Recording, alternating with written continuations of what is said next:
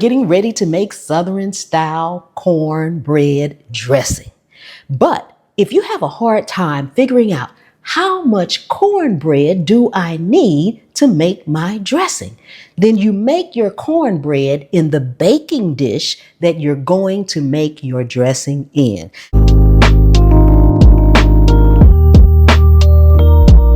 Now, this recipe will be on my website, pamspreps.com. I am making a very small portion today because this is a couple of months before the holidays that I'm actually filming this, and I don't want to make a lot right now, so I'm just making a little bit, and it's hard to make a very, very small amount. So the larger scale, like 9 by 13 pan, will be on the website. So I've already made my cornbread, but I will do a different cornbread recipe just for you guys in a whole different video. So stay tuned for that.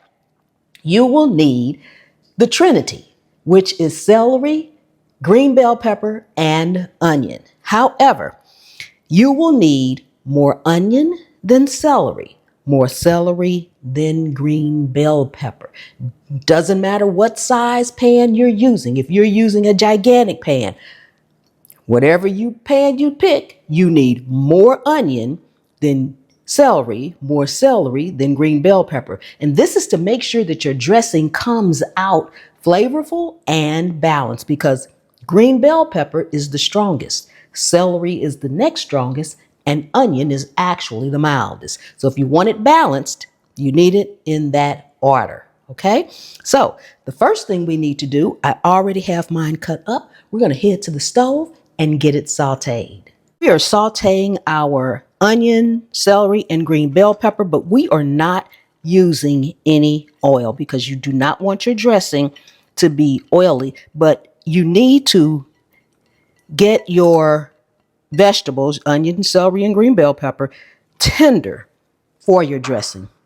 So that being said, we add in chicken broth. You can also add in water. You can also add in vegetable broth. And we're just going to let this cook until they are nice and tender. You want them to be tender because when you actually bake your dressing, it doesn't need to bake that long, and you don't have anything in there that needs to be cooked, okay? So you want to have them already sauteed. So we're going to just let this cook. I have my stove on medium high. We're going to just let this cook until they become soft. One thing you're going to need for your Southern style cornbread dressing is sage, okay? This is rubbed sage. I actually grew this in my garden and turned it into rubbed sage. If you can get rubbed sage, you want rubbed sage, not dry sage. The difference is rubbed sage is fluffy. See how fluffy that is? It's not completely dried out and fine like pepper or other seasonings. It's fluffy. So when you go into the grocery store, you can buy rubbed sage in the grocery store. I bought it for years before I started growing it. Look for rubbed sage. If you open that container up, it will be fluffy, okay? It will not be dried out. So make sure you have rubbed sage. And that gardening channel is at the Scaredy Cat Gardener on YouTube. Okay, for my dressing, now there are 1,000 ways to make Southern style dressing. So if you don't make yours the way I make mine, or you're looking at somebody else that makes theirs a different way, there are a multitude of ways to make it. For me, I put breadcrumbs in mine. These are just pieces of bread, like day-old bread that I actually stuck in my dehydrator and dried completely out. It's not fine like the breadcrumbs that you use when you batter chicken or fish or whatever you want to batter them with or put them in for a binding. You want chunks like this. This will help maintain the moisture in your cornbread. So now I'm just going to take this cornbread out of here, and we're just going to break it up into the breadcrumbs, okay?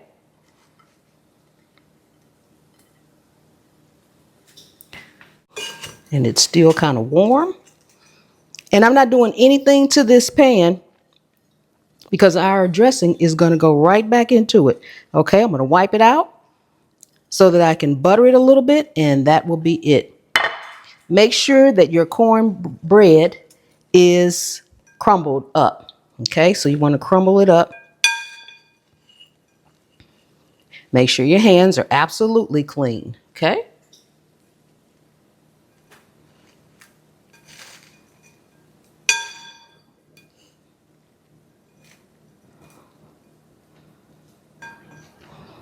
It doesn't have to be fine crumbs, but it does need to be broke up, okay? Quite a bit. All right, and just kind of mix it in with those breadcrumbs. I'm going to go over here and clean my hands, and I'll be back. Okay, I have a little butter here, and I am just buttering up my dish. It's okay if a little butter is still in there. That will be just fine. Now, grabbing our onion, celery, and green bell pepper, put it all in there. The broth, anything that's in your skillet, put it in there. All the liquid goes into your cornbread. Okay, we're going to take 1 egg and lightly beat it. The egg helps to keep it together. It helps to bind it so that it won't be crumbly.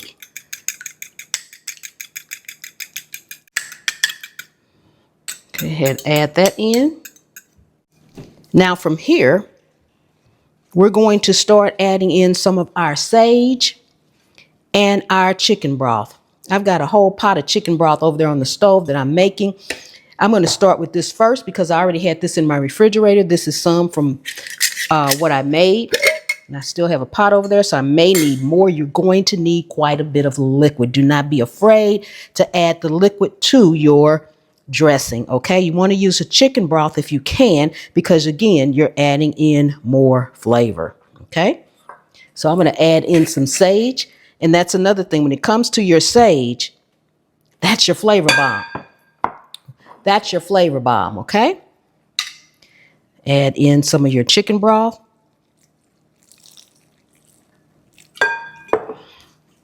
And begin to combine it, okay?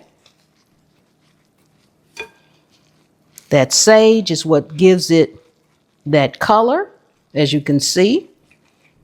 But you need to have it moist going into that oven.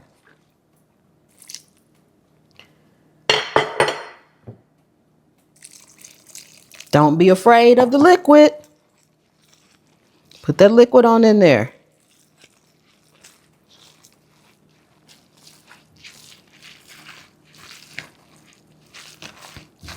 This is one dish that you're going to have to keep tasting. After you go so far, you want to taste it, all right? If you're cooking for a group of people or other people outside of maybe yourself and your significant other or your immediate family, please use multiple forks to taste with or wipe it off, wash it off. Please don't taste it, sit the fork down, and then taste it again with that same fork, because that is called cross-contamination. Now, you're going to see me do it, and that's why I told you not to do it, because this is for me and my husband. So it don't matter about cross-contamination with us. I'm just saying.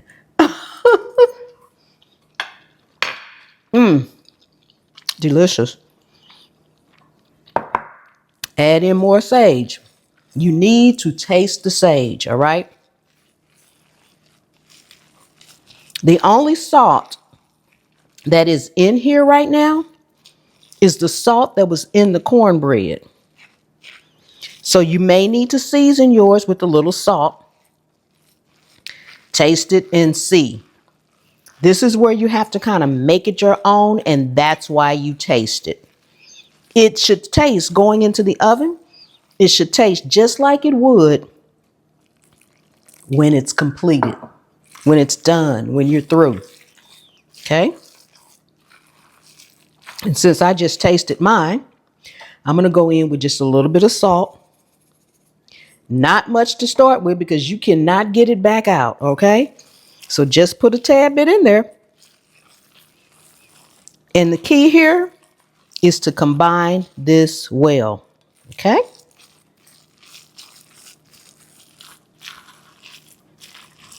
And taste. And yes, I put raw egg in here. And yes, I am tasting it. But that one egg is all over this whole thing.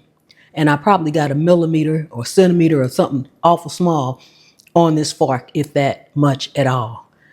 Also, my eggs are pasteurized. I'm tasting it. If you don't want to taste it because you put a raw egg in it, don't taste it. Let it come out however it's going to come out, okay? But I'm tasting mine, just saying. Perfect on the salt. I don't need any more salt. I do need a little bit more sage.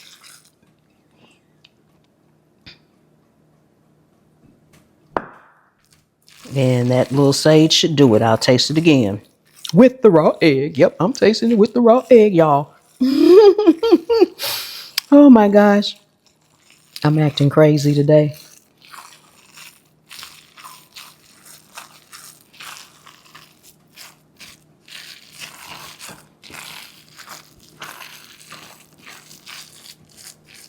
And besides that, if you awful fearful of tasting something because you had a little piece of raw egg in there, let me tell you something.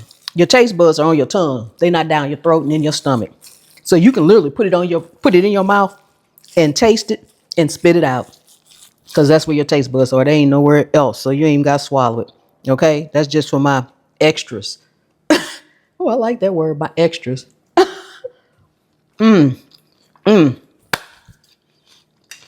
This is delicious. And I didn't need any more. Well, I still need a little bit more. Do that in the end. So now we're just going to put it in our baking dish. This may be too much for this little dish. But this is what I cooked the cornbread in, so it should be fine.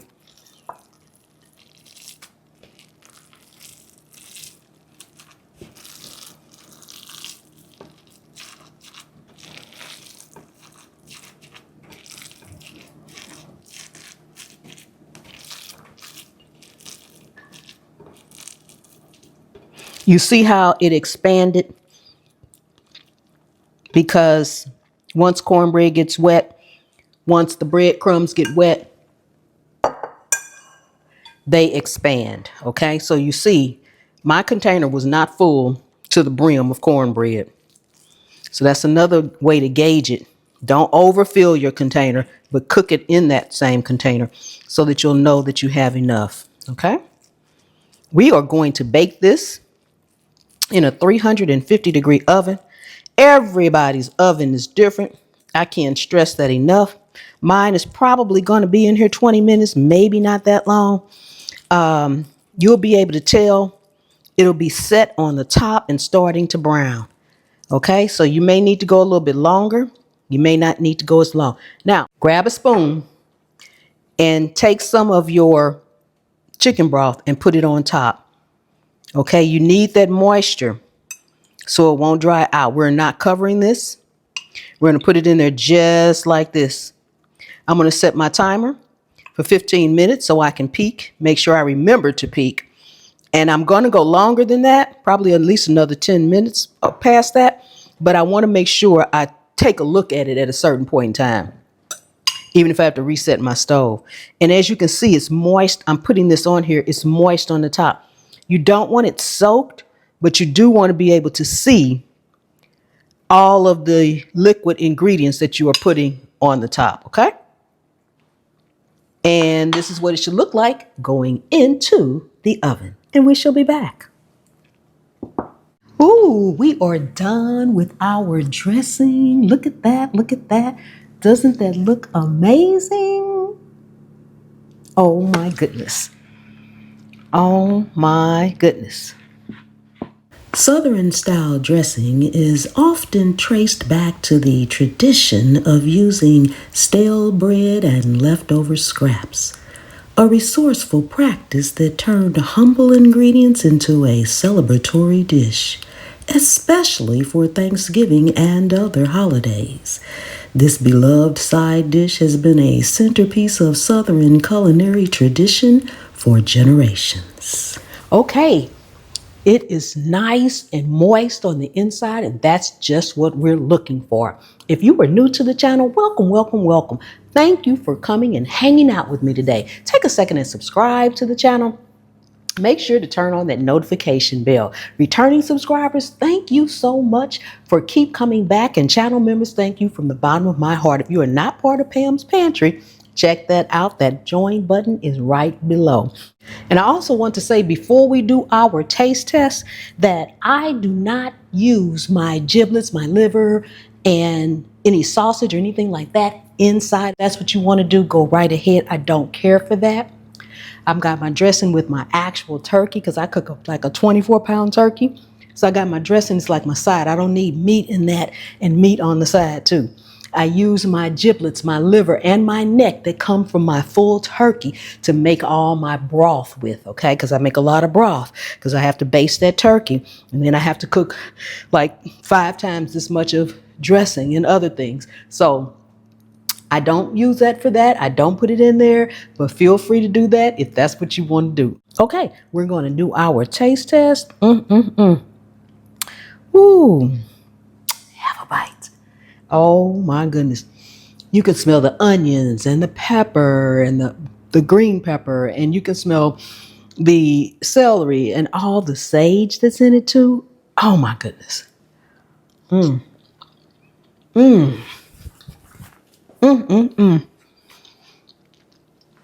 See, that's why I made a small. See, that's why I made a small amount. And yes, I'm double dipping. Oh my goodness. But it's mine. Delicious, delicious, delicious. Oh. Your guest will be so amazed and happy. Remember, the full recipe is on pamspreps.com, along with my seasonings, which I didn't use any in this recipe. I will see you next time. The good Lord willing and the creek don't rise. Oh my goodness. Bye-bye.